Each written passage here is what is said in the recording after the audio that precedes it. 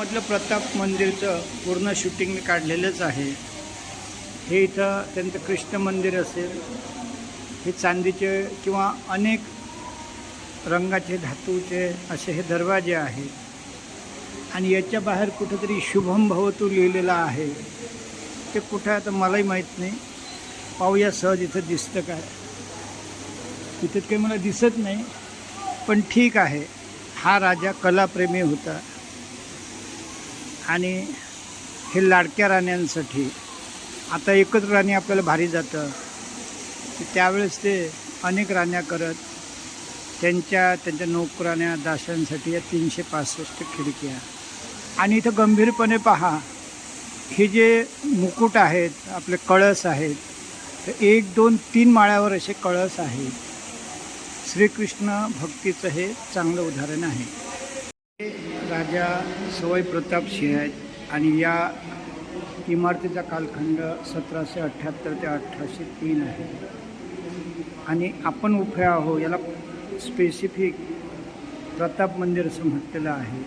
हे राजा कवीसुद्धा होते आणि म्हणून त्यांच्या हातात ही मोरपंखाची लेखणी आहे।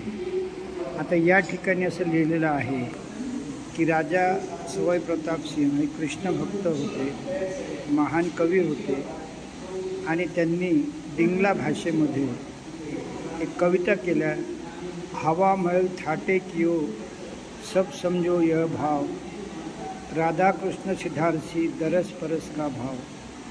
प्रताप मंदिरच्या बाहेर शुभम भवतु हे नाव लिहिलेलं आहे। याचा अर्थ येथं शुभ शांती राहावी अशा रीतीनं हा वीरपेक्षा कवी राजा असं आपल्याला दिसून येतं आणि म्हणूनच इथं ही जी हवा महलची वास्तू आहे तिचा पूर्ण आराखडा आपल्याला या ठिकाणी अभ्यासता येतो। आता हा हवा महलचा पूर्ण आराखडा आहे आणि हा किती प्रेक्षणीय आहे आपल्याला यामधून दिसतं। याची रचना बघा कशी सखोल आहे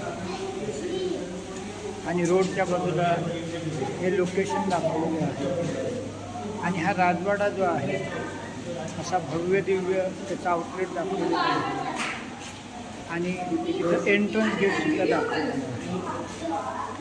मी फक्त हवा महल आणि त्याच्या आतमधली जी बाजू आहे म्हणजे फवारे वगैरे 365 राण्यांच्या खिडक्या त्याचं मायक्रो शूटिंग केलेलं आहे